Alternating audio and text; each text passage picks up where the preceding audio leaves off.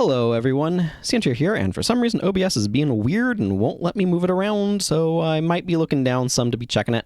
Just so you know, when I'm looking down, I'm looking at OBS to make sure the recording is going okay.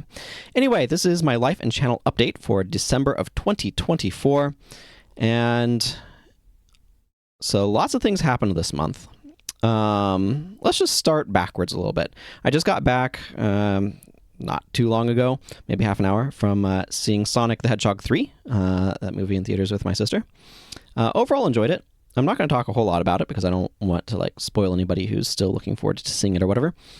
But I did enjoy it. I also saw, man, this week has been a super long week because on Monday, my sister and I also went to see War of the Rohirrim in theaters, which I enjoyed that one as well. It was,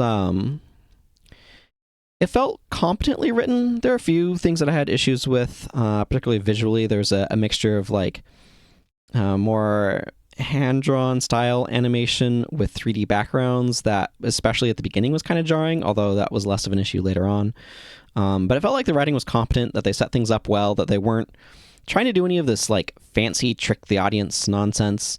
That's, I feel like, a huge writing blunder for so many modern films. It got me to tear up a couple of times, which is not easy for a film to do.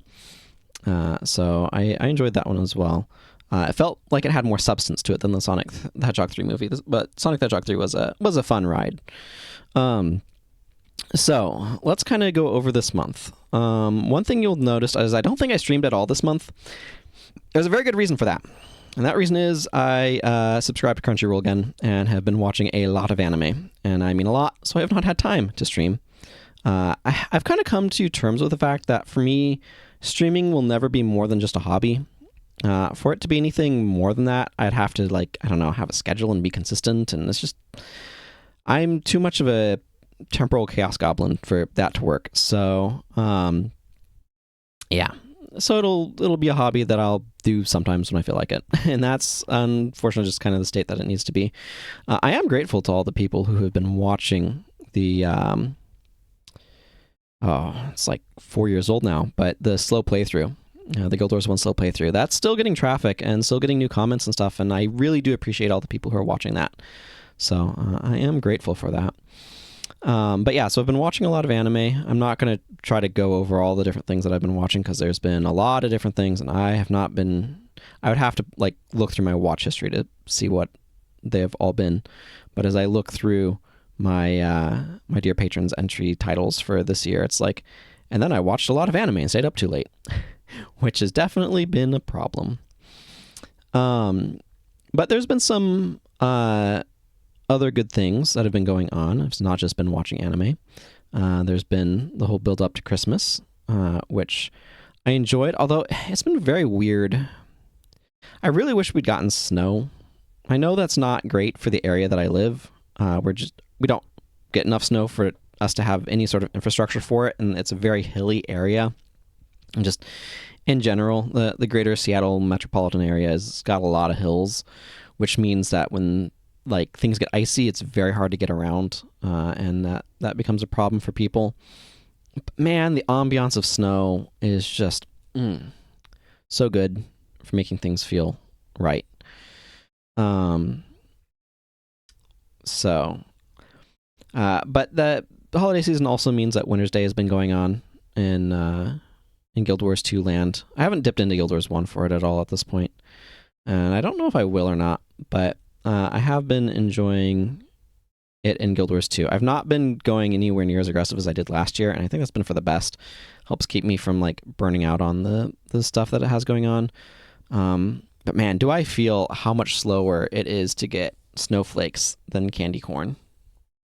Feels like maybe ArenaNet should tweak the snow diamond costs of things down a little bit to account for that, but maybe they are lower than candy corn cobs, and I just haven't looked to see if that is the case.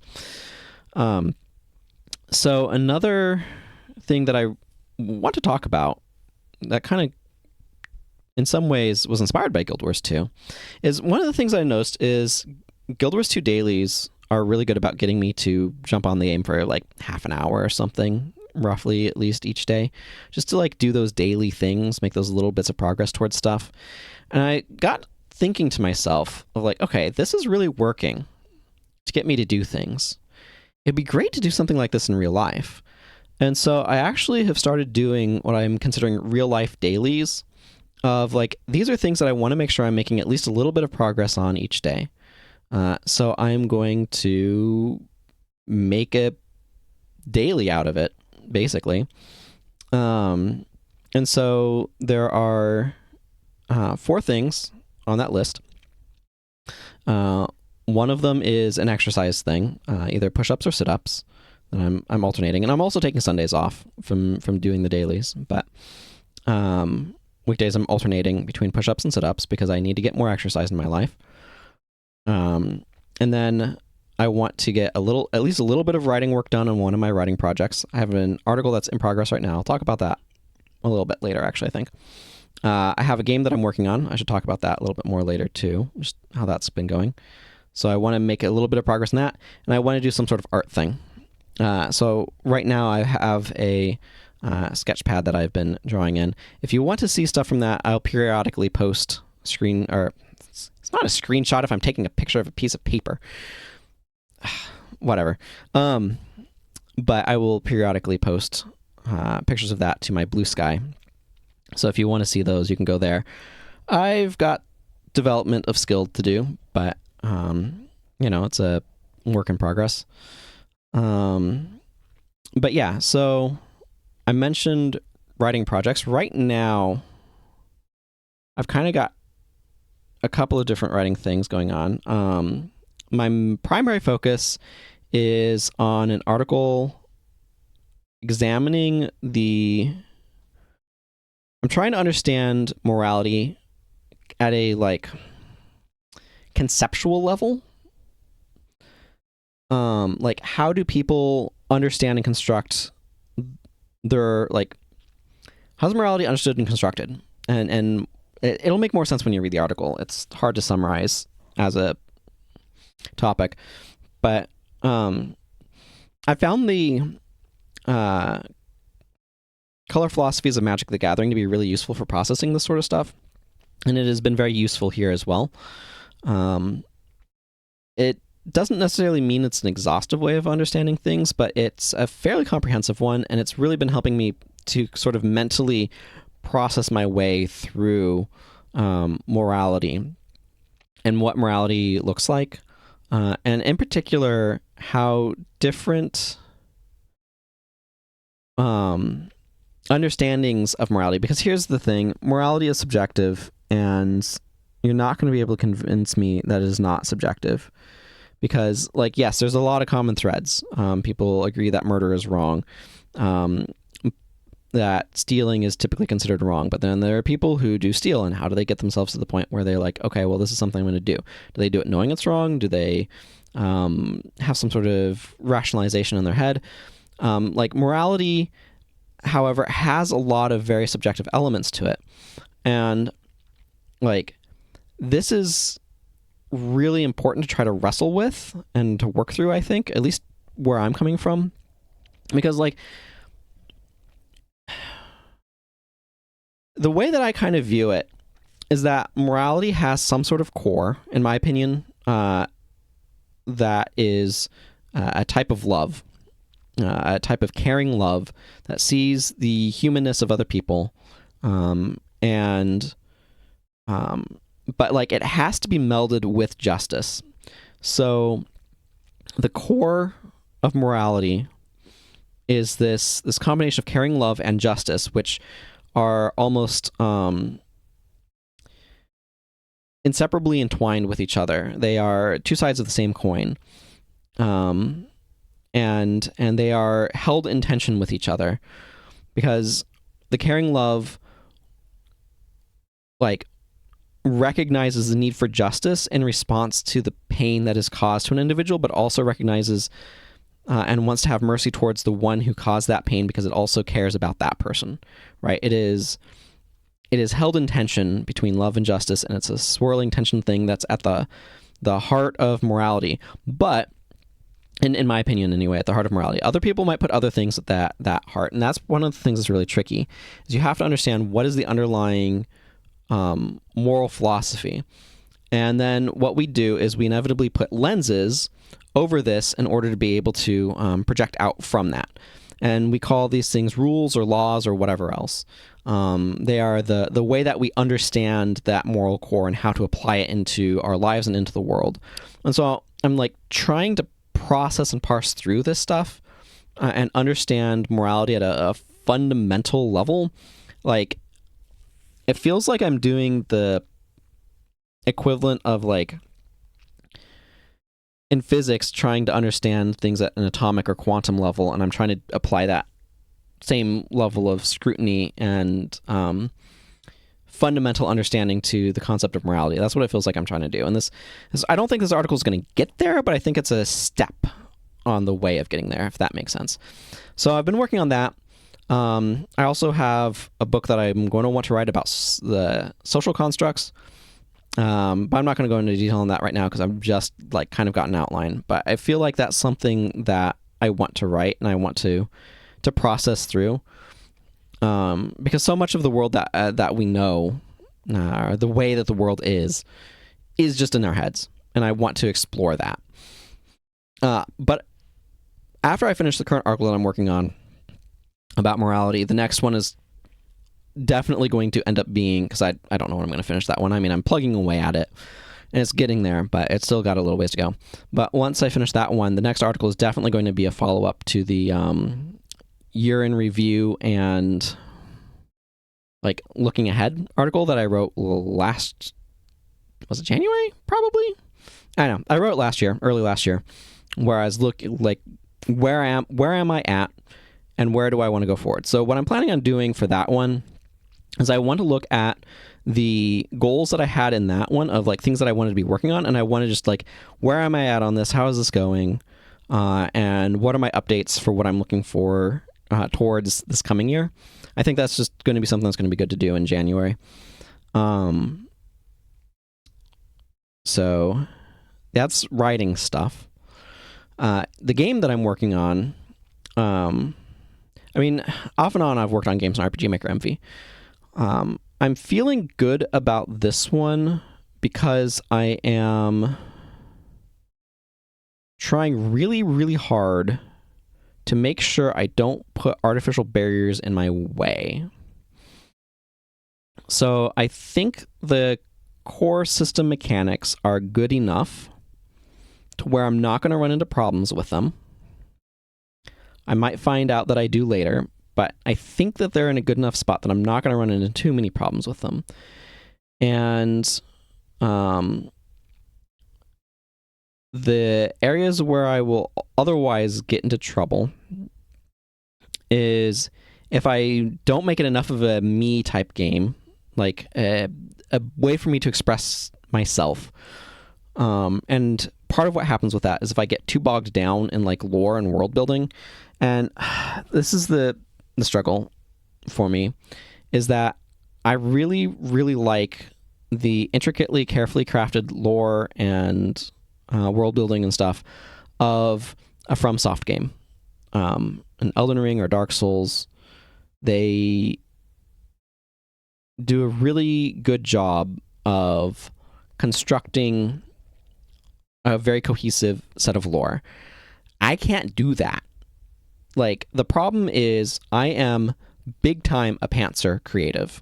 Like, I have to come up with it as I go.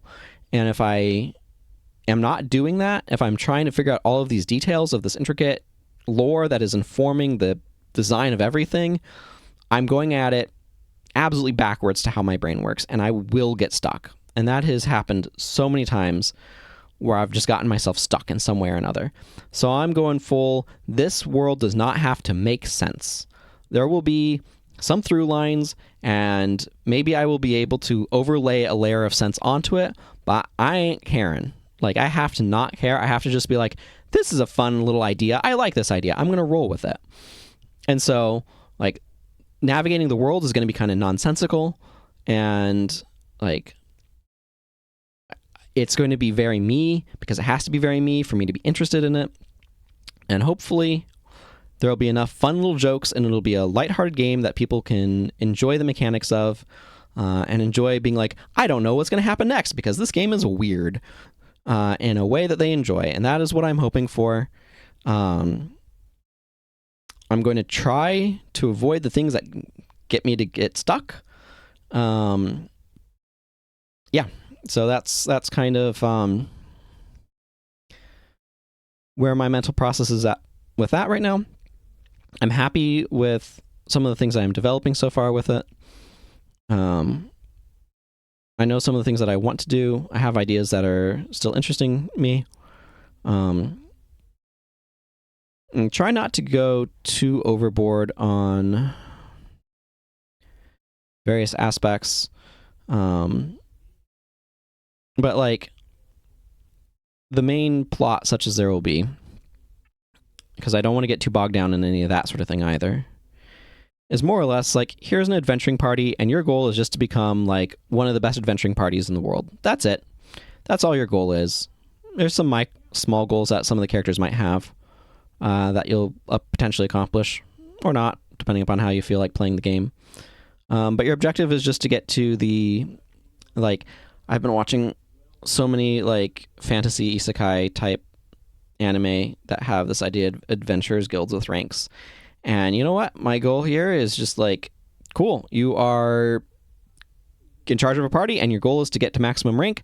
And I have to figure out what your objectives are to get through each rank. And once you tier all the way up, that's it. Roll credits. And now, boop, back into the world, wander around how you want, do whatever you feel like. That's going to be the structure. And hopefully I can make an interesting world that people enjoy wandering around in. That's kind of what I'm doing. And there's going to be all sorts of goofy, silly references and jokes and things that amuse me. There's going to be the What's Up Doc from, you can take a boat to the Not Much Pier. That joke makes me happy and smile because I love wordplay. I love absurdisms, and this game is probably going to be rife with them. So anyway, that's enough about that. Yeah, I don't know. I guess that's kind of all I really have to say. I had a good Christmas. I got a cool new Lego set for it, from it, on it, whatever. You know what I mean. That I'm looking forward to building soon. And when I finish it, I also got a new bookcase, which you might be able to see behind me with some candy on it from Christmas that I have been rapidly dwindling in quantity. Probably not good for me to do that, but it's delicious, so whatever. But I'll probably be putting it on the Lego set when I finish it. So you might see it behind me in next month's video. Should be done by then, right? By next month's video in about a month. Yeah, I guess that kind of summarizes things. I do still want to stream some at some points in time, but it'll be whenever I feel like it. So if you want to know when I go live, the best place to do that is hop into my Discord server, and I always do put a little notification there before I do go live. So yeah, that's been it. I don't know. I feel like there's been a lot going on this month because of like all sorts of stuff with like Christmas going on. And this real life dailies thing has been working out well for me so far, and I've been watching a lot of different anime, which definitely makes it feel like a lot's been going on. It feels like I've been watching it for more than about a month. It's not even been a full month yet. Enjoyed some Magic, opened a foil Progenitus at the draft. So that's really cool. I had a Progenitus back in the day that I traded to somebody who really liked the card back when it first came out. I don't remember if it was foil or not, but I think I got a foil Blood Crypt as part of that trade. I definitely came out ahead on that, technically, in the long run. But the guy really, really liked Progenitus, and he was a great tournament organizer, and man, I miss those days. I could wax nostalgic for a long time, though. Anyway, that's going to be it for me. I look forward to seeing what the new year brings. Hopefully good things. It's probably going to be a mess. Remember to look local, see where you can do good and impact those around you. One of the big things, actually, just speaking off the top of my head now, that I know that I want to try to focus on in this coming year is figuring out how relationships develop, because I've been really thinking about the concepts of things like found family and close friendships, and in particular, just how lonely and isolated a lot of people feel these days. And so I've been thinking through what things can be done to try to address that in the community around me. So I'll probably report back on that some as I process it. I also actually guess I'll mention that I finished reading a book called Winning the War in Your Mind, which I found really helpful. And it is written from a Christian perspective, which I also share to some extent. That's a complicated can of worms that'll be cropping up in things that I write in the future too. But like the article that I'm working on, things be complicated. But one of the key points is that there's like Satan hates humanity and wants us to be miserable. And one of the really important things to remember about Satan is that Satan is described as the father of lies, a liar and the father of lies, and that lying is Satan's native language. And I think that there's a lot of people who talk about having brain goblins, and I don't think those are brain goblins. That's too cutesy. We should call them by what they are. I think there's a lot of demons attacking people's psyches and working really hard to make people miserable and depressed and sad, and we need to fight against that. And one of the things that the book talks about is you need to identify the lies and begin making counter strategies. You need to replace them with truth. And when the lie starts cropping up, you need to remind yourself of that truth. You need to keep doing it until the truth becomes a new neural pathway, because the lies will, as we have those thoughts, will begin to seep in and form pathways that make the thought easier and easier and easier to have. And the way to counteract that is to intentionally divert, like create diversion paths that lead off of that and into a place of truth. And so this is where doing things like practicing gratitude is really, really helpful and important. Looking for the good things in your life, looking for the counter evidence, and learning how to bring it to mind. I do think that Christians have an advantage in doing that just because of the help of the Holy Spirit. But I think anyone can benefit from that core idea of the negative thoughts, the lies that are tearing you apart. There is a truth that counters that, and you need to focus on that truth. You need to find it, and you need to find the things that are good, the good things that have happened in your life, and remember them. And that's a big part of what being grateful is all about, is it's finding those things that have gone well, the good points, and being grateful for them, the positives that have happened. Sometimes out of the negatives. Sometimes a bad thing happens, but a positive comes out of it. And remember those. So anyway, like I said, that I thought was a helpful book to read. And I'm wanting to figure out what are the things that make a relationship deep and intimate and work. And like one of the lies I think society teaches us, has for us, is that sort of closeness can only be found in a romantic relationship. And there's definitely things that can only be found in that, but I don't think closeness is one of them. Not the sort of closeness that we long for. That's a closeness of mind, closeness of heart.